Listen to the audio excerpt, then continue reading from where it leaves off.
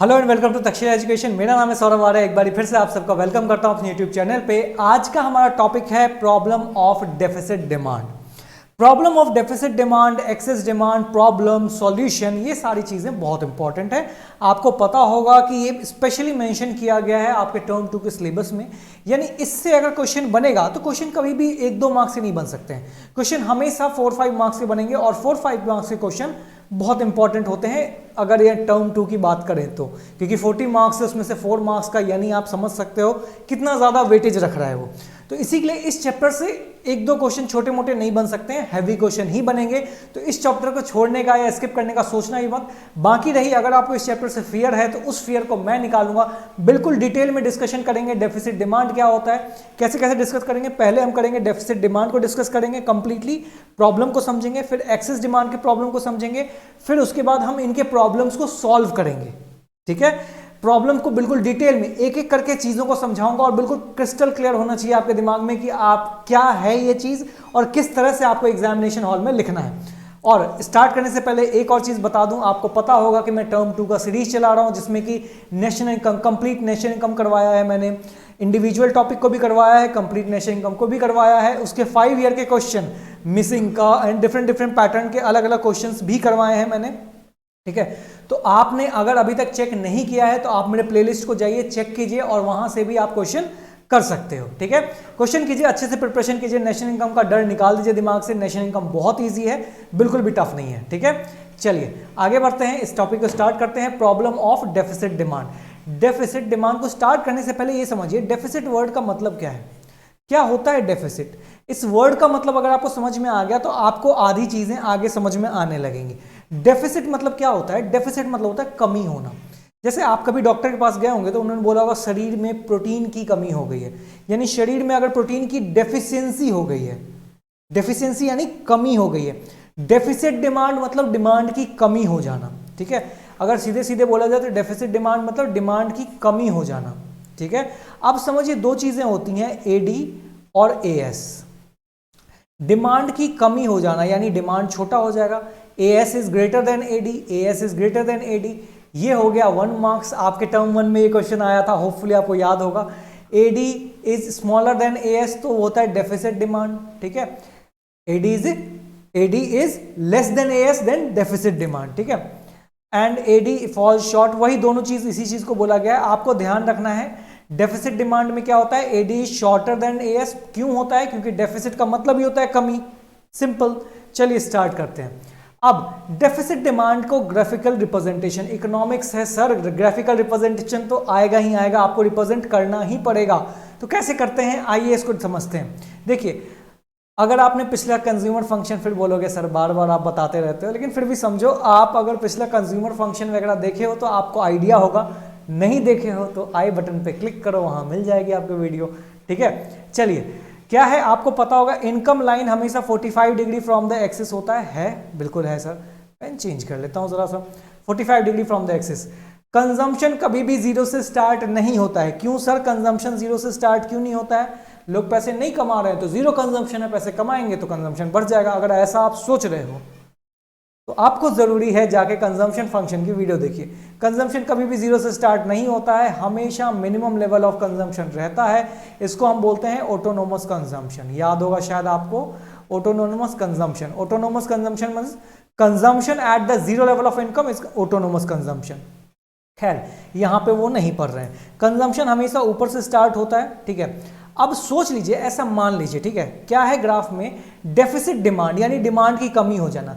यानी आपकी कैपेसिटी है, मान लेते हैं आपकी कैपेसिटी है 100 मार्कर बनाने की, या कंप्यूटर लेते हैं, ठीक है, पीसी, 100 पीसी बनाने की आपकी कैपेसिटी है। ठीक है, आप अगर फुल एफिशिएंसी से वर्क करोगे तो 100 पीसी बना सकते हो। ठीक है, आप 100 पीसी या फिर बोलो 100 पीसी आपने बनाया, ठीक है, समझना सिर्फ 100 पीसी बनाया। लेकिन जब डिमांड प्लान हुआ फुल एम्प्लॉयमेंट में, यानी कि आप इतना बना सकते हो, लेकिन जब इकोनॉमी में डिमांड प्लान किया गया, यानी इकोनॉमी में जब डिमांड फॉरकास्ट हुआ तो सिर्फ और सिर्फ 80 पीसी की डिमांड क्रिएट हुई। ठीक है, आप सोचो आपने 100 पीसी प्रोड्यूस किया, ठीक है, या फिर एक्सपेक्ट किया, और सिर्फ 80 की डिमांड, 80 पीसी की डिमांड क्रिएट हुई, तो क्या हुआ, डिमांड कम क्रिएट नहीं हुआ। 100 पीसी का होना चाहिए था, 80 पीसी का हुआ, यानी डिमांड कम क्रिएट हुआ। इसी को बोलते हैं डेफिसिट डिमांड। जितने से डिमांड कम क्रिएट होगा इसी को हम बोलते हैं डेफिसिट डिमांड। ठीक है, होपफुली आपको समझ में आ रहा हो क्या कह रहा हूं कि इकोनॉमी में जब प्लान किया, इकोनॉमी ने जब देखा कि कितनी एफिशिएंसी है तो पूरी एफिशिएंसी लगा के वो 100 पीसी बना सकता था, जो कि ये पॉइंट था। लेकिन जब प्लान्ड एडी हुआ, यानी एडी जब फॉरकास्ट हुआ, जब डिमांड क्रिएट हुआ, तो पता चला कि सिर्फ 80 पीसी का ही डिमांड क्रिएट हुआ है। तो ये क्या हुआ, डिमांड 100 का होना चाहिए था क्योंकि 100 पीसी बन चुके थे, लेकिन डिमांड सिर्फ 80 पीसी का क्रिएट हुआ, तो इसी को हम बोलते हैं डेफिसिट डिमांड। डेफिसिट डिमांड यानी डिमांड की कमी, डेफिसिट डिमांड। ठीक है, इस तरह से इसको रिप्रेजेंट करते हैं। होपफुली ये चीज समझ में आ रहा होगा आपको क्या कैसे हो रहा है। ठीक है, आगे बढ़े, चलिए अब आते हैं causes of deficit demand. Deficit AD यानी demand, aggregate demand. Deficit demand की कमी होने का क्या क्या कॉजेज हो सकते हैं, क्या क्या रीजन हो सकता है कि डिमांड कम क्रिएट हुआ होगा। सर आपने बता तो दिया कि 100 पीसी का होना चाहिए था, 80 पीसी का हुआ है, डिमांड कम क्रिएट हुई है, बट क्या रीजन है कि ये 80 पीसी का हुआ, डिमांड फुलफिल क्यों नहीं किया सप्लाई, यानी डिमांड 100 पीसी की क्यों नहीं हुई, 80 पीसी की क्यों हुई। तो इसके लिए क्या क्या रीजन है ये आपसे बहुत अच्छे से एग्जामिनर पूछ सकता है। तो कॉजेज ऑफ डेफिसिट एडी, यानी डेफिसिट एडी होने के क्या क्या रीजंस हैं, क्या क्या कॉज है। पहला कॉज है, पहले तो आप मुझे ये बताइए किन किन को याद है expenditure method, expenditure method of national income. अगर याद है तो वहां से ये बहुत प्यार से आपको समझ में आ जाएगा। नहीं पढ़ा है अभी तक तो आई बटन पे क्लिक कीजिए और आपको वीडियो मिल जाएगा। ठीक है, पहला, अच्छा खुद बिना देखे आगे मत पढ़ो, सिर्फ आप दिमाग लगाओ। डिमांड कम हो गया है सर, डेफिसिट डिमांड मतलब होता है डिमांड कम क्रिएट हुआ है। क्या रीजन हो सकता है कि डिमांड कम क्रिएट हुआ होगा, खुद वीडियो पॉज कीजिए, दिमाग लगाइए। डिमांड कम क्रिएट होने का रीजन क्या हो सकता है, लोगों ने कम खर्चा किया, क्योंकि लोग एक्सपेंडिचर करते हैं तभी तो डिमांड क्रिएट होता है, एक्सपेंडिचर करते हैं तभी तो डिमांड क्रिएट होता है। अब लोग अगर एक्सपेंडिचर नहीं किए होंगे तभी तो डिमांड क्रिएट नहीं हुआ होगा, सिंपल। अब चलिए इतनी बातें समझ में आती है ना, अब आगे बढ़ते हैं। तो सभी चीज में रिड्यूस कर दिया, reduction in private consumption expenditure, private final consumption expenditure, remember expenditure method. ठीक है, प्राइवेट कंजम्पशन एक्सपेंडिचर में रिडक्शन, यानी कि हाउस होल्ड सेक्टर ने ज्यादा कंज्यूम नहीं किया, रिड्यूस कर दिए अपना कंजम्पशन, इस वजह से डिमांड गिर सकता है। ठीक है, प्राइवेट इन्वेस्टमेंट, ये जो इन्वेस्टमेंट होती है, लोग जो आप घर खरीदते हो या फिर आप बड़ी बड़ी चीजें मशीनरीज खरीदते हो, जो प्राइवेट हाउस होल्ड खरीदते हैं, उसमें क्या हो गया, उसमें भी रिडक्शन हो गया, लोगों ने नहीं किया, एक्सपेंडिचर नहीं किया, जिसकी वजह से डिमांड गिर गया। ठीक है, तीसरा गवर्नमेंट एक्सपेंडिचर, सरकार भी तो खर्चे करती है,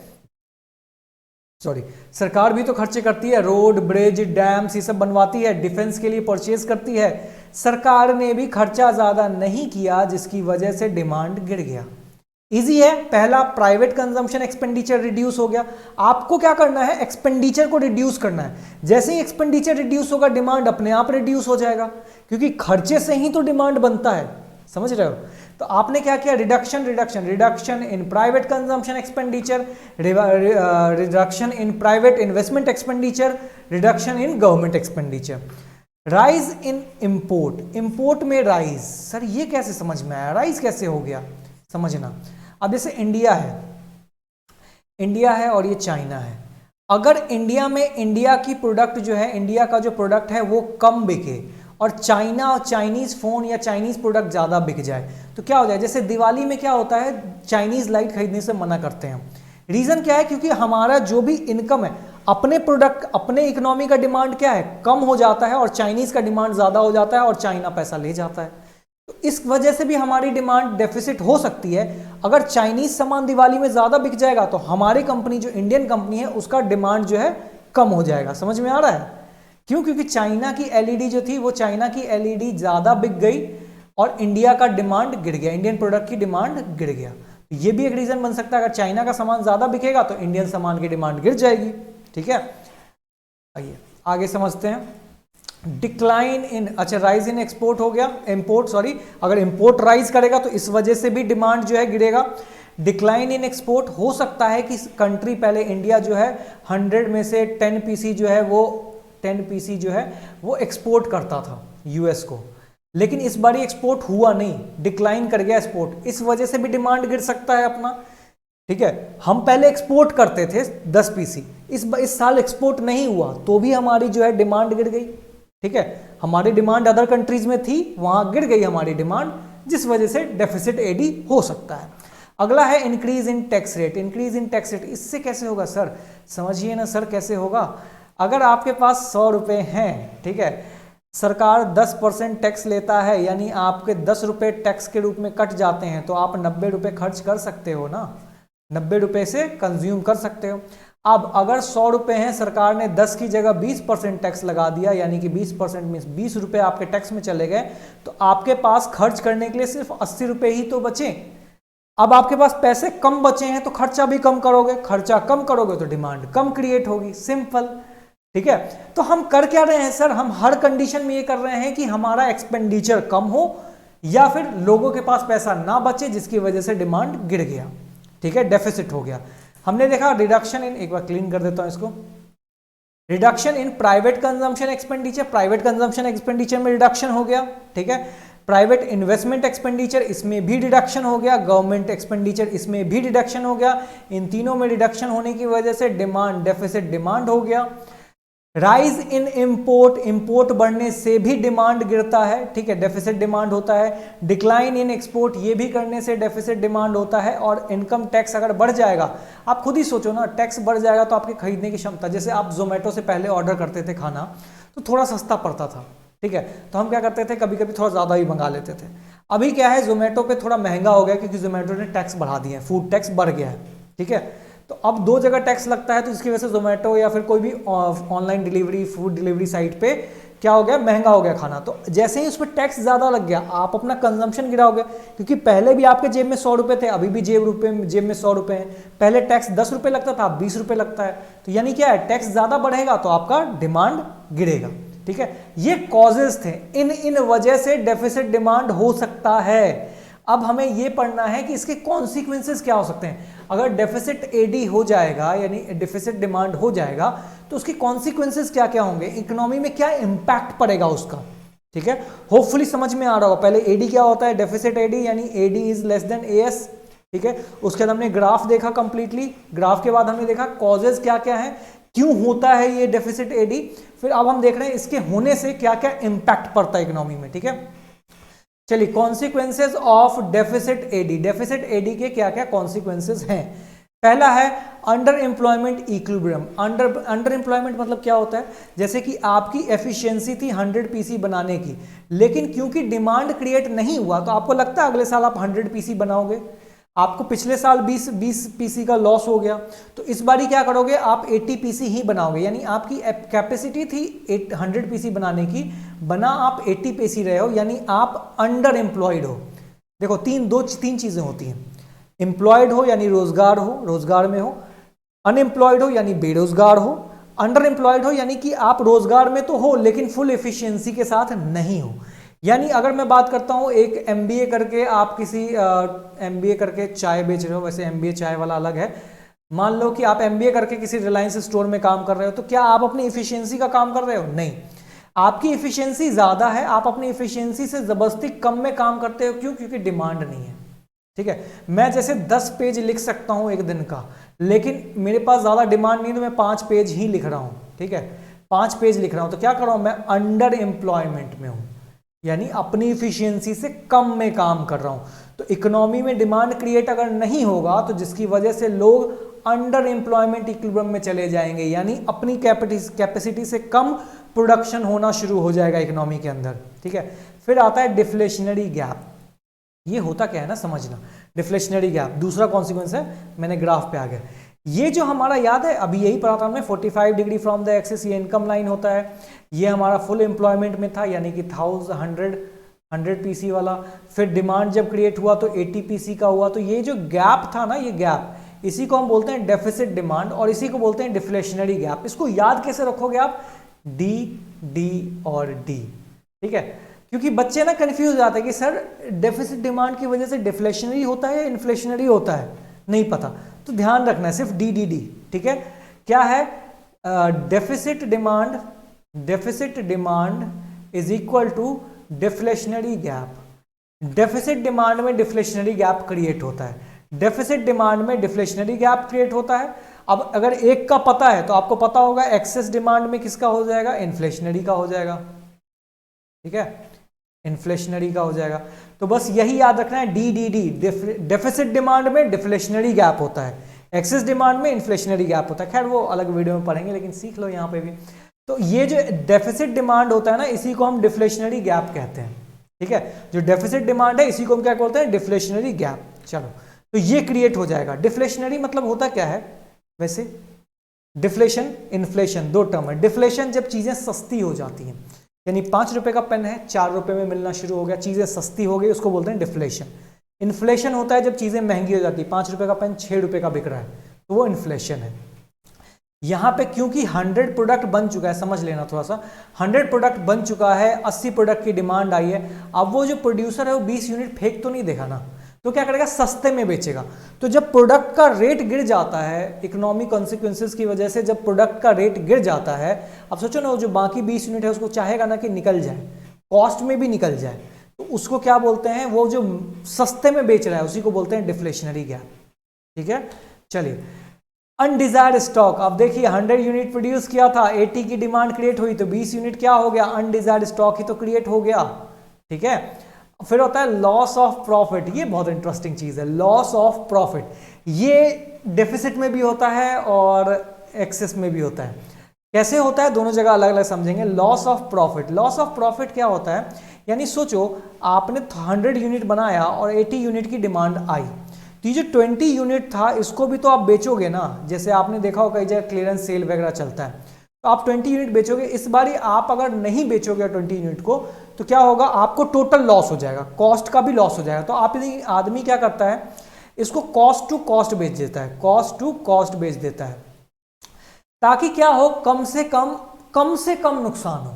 तो हमने कॉस्ट टू कॉस्ट बेचा, यानी लॉस ऑफ प्रॉफिट हो गया, प्रॉफिट का नुकसान हुआ, ओवरऑल नुकसान नहीं हुआ है, प्रॉफिट का नुकसान हो गया है। जैसे मैं 10 रुपये 8 रुपये में पेन को बनाता हूं, मान लो 8 रुपये में पेन को बनाता हूं और 10 में बेचता हूं, ठीक है, लेकिन क्योंकि मेरे पास अनडिजायर्ड स्टॉक क्रिएट है तो मैं 8 का 8 में बेच दूंगा, तो ये जो 2 रुपये मेरे प्रॉफिट का था ये मैं लॉस हो गया, इसी 2 रुपये का लॉस हुआ, कॉस्ट तो निकल ही गया, 2 रुपये प्रॉफिट का लॉस हो गया, तो इसी को बोलते हैं लॉस ऑफ प्रॉफिट।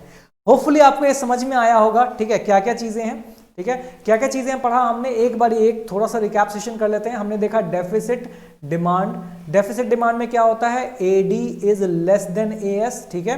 उसके बाद हमने क्या देखा, ग्राफ, इसका ग्राफ कैसे बनता है, पहले तो ये बनता है 45 degree from the axis, then ये और ये। मैंने आपसे पूछा था ये क्या होता है, तो आपने बताया था ऑटोनोमस कंजम्पशन होता है, इसी के लिए 0 से स्टार्ट नहीं होता है, ठीक है। इतना यूनिट प्रोड्यूस होना था, फुल एम्प्लॉयमेंट में इतना होना था, या लेकिन प्लान्ड में इतना हुआ है, तो ये जो कमी है इसी को हम बोलते हैं डेफिसिट डिमांड, और इसी को हम बोलते हैं डिफ्लेशनरी गैप, ठीक है। इतनी चीजें हमने पढ़ा, ठीक है, थोड़ा सा साफ कर देता हूं, डिफ्लेशनरी गैप, ठीक है। हमने उसके बाद देखा क्या इसके कॉजेज क्या हो सकते हैं, कॉन्सिक्वेंसेस। कॉजेज में क्या क्या पढ़ा हमने, reduce, decline in private consumption expenditure, decline in government expenditure, हमने क्या करना है, डिक्लाइन करना है, decline in private expenditure, decline in government expenditure, decline in private investment, और क्या था, ध्यान दीजिए, rise in import, rise in import और डिक्लाइन इन एक्सपोर्ट, ठीक है, और क्या था, राइज इन टैक्स। इन सब की वजह से आपका डेफिसिट AD हो सकता है, ठीक है। कॉन्सिक्वेंसेस क्या क्या थे, इससे क्या क्या इंपैक्ट हो सकता है, आप इसको लिख सकते हो, इंपैक्ट। इकोनॉमी में क्या क्या इंपैक्ट हो सकता है, डिफ्लेशनरी गैप क्रिएट हो सकता है, डिफ्लेशनरी गैप क्रिएट हो सकता है, और क्या हो सकता है सर, और अनडिजायर्ड स्टॉक क्रिएट हो सकता है, ठीक है। मेरे हैंडराइटिंग पे प्लीज मत जाइएगा, मैं रिवीजन करवा रहा हूँ इसी के लिए ऐसे लिख रहा हूँ, वरना ठीक है, ठीक है। चलिए, अनडिजायर्ड स्टॉक क्रिएट हो जाएगा, और क्या होता है sir, loss of profit, loss of profit, ठीक है, लॉस ऑफ प्रॉफिट। चलिए, लॉस ऑफ प्रॉफिट हो जाता है, और क्या हो जाता है, एक बार देख लेते हैं क्या था, हाँ, अंडर एम्प्लॉयमेंट, सॉरी, और क्या होता है, अंडर एम्प्लॉयमेंट क्रिएट हो जाता है, ठीक है। होपफुली आपको ये सारी चीजें प्रॉब्लम समझ में आया होगा। देखिए, डेफिसिट, डिमांड का कम होना या डिमांड का ज्यादा होना, दोनों ही प्रॉब्लम है। दोनों को मेंटेन करना होता है एक इकोनॉमिस्ट को, ठीक है। तो अभी मैंने एक प्रॉब्लम पे बात किया है, वो जो कि है डेफिसिट एडी यानी डिमांड का कमी होना। नेक्स्ट वीडियो में बात करूंगा एक्सेस एडी, जब डिमांड ज्यादा हो जाता है। फिर मैं इन दोनों प्रॉब्लम को सॉल्व करके दिखाऊंगा कि कैसे इन प्रॉब्लम को इकोनॉमी में सॉल्व किया जाता है, ठीक है। तो टिल देन आप अच्छे से प्रिपरेशन करते रहिए। अगर आपके प्रिपरेशन में कोई भी दिक्कत आ रही है, आपकी क्लासेस अभी तक किसी भी सब्जेक्ट में अगर आपको प्रॉब्लम है, किसी में भी, accounts, eco, maths, biology, physics, chemistry, किसी में भी दिक्कत है, तो आप सीधे एक नंबर पे कॉल कर सकते हो 9818781682। इस नंबर पे आप मैसेज कर सकते हो, व्हाट्सएप कर सकते हो। आपको हमारी तरफ से कोई ना कोई सॉल्यूशन जरूर मिलेगा, या तो आपको पर्सनल ट्यूशन मिल जाएंगे या फिर हम कोशिश करेंगे कि आपका सिलेबस कंप्लीट करवाया जाए, ठीक है। चलिए इतना ही रखते हैं आज के लिए। प्रिपरेशन करते रहिए। All the very best for the preparation and see you in the next video. Till then bye bye, take care and don't forget to like and subscribe if you like this video.